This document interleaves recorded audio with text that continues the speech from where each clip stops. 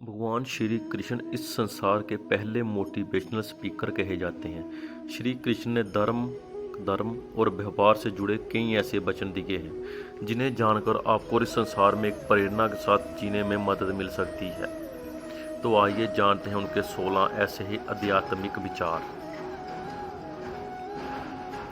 इच्छा पूरी नहीं होती तो क्रोध बढ़ता है और इच्छा पूरी होती है तो लोभ बढ़ता है। इसलिए जीवन की हर स्थिति में धैर्य बनाए रखना।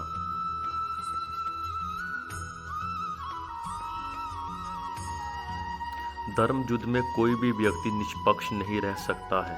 धर्म युद्ध में जो व्यक्ति धर्म के साथ नहीं खड़ा है, इसका अर्थ है वह अधर्म का साथ दे रहा है, वह अधर्म के साथ खड़ा है।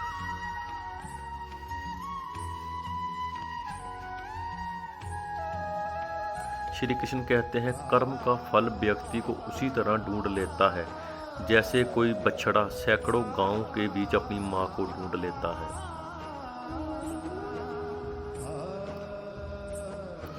मन शरीर का हिस्सा है। सुख दुख का एहसास करना आत्मा का नहीं, शरीर का काम है। मान अपमान, लाभ हानि, गम और खुशी सब मन का खेल है। जो होता है अच्छे के लिए होता है। कभी कभी विपरीत परिस्थितियां हमारे वर्तमान स्थिति को अच्छा करने के लिए आती हैं।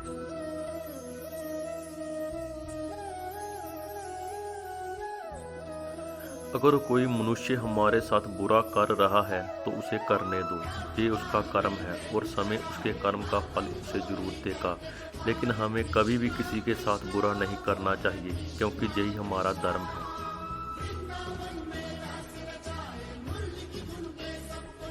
जन्म लेने वाले के लिए मृत्यु उतनी ही निश्चित है जितना कि मृत्यु होने वाले के लिए जन्म लेना। इसलिए वो अपरिहार्य है, उस पर शोक मत करो।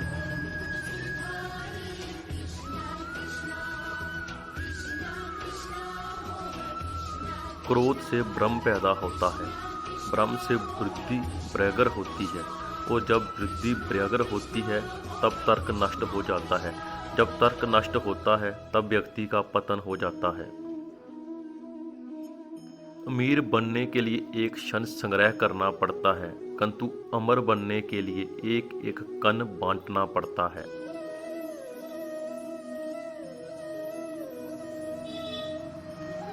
विषयों का चिंतन करने से विषयों की आसक्ति होती है, आसक्ति से इच्छा उत्पन्न होती है और इच्छा से क्रोध होता है, क्रोध से सम्मोहन और अविवेक उत्पन्न होता है।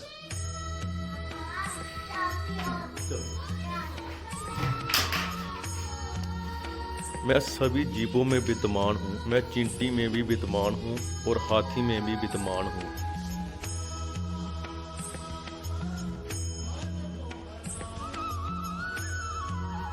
व्यक्ति कर्म करने से कभी छुटकारा नहीं पा सकता है, इसलिए तुम्हें हमेशा कर्म करते रहना चाहिए, क्योंकि कर्म के बिना तुम्हारे शरीर का निर्वाह भी नहीं हो सकता है।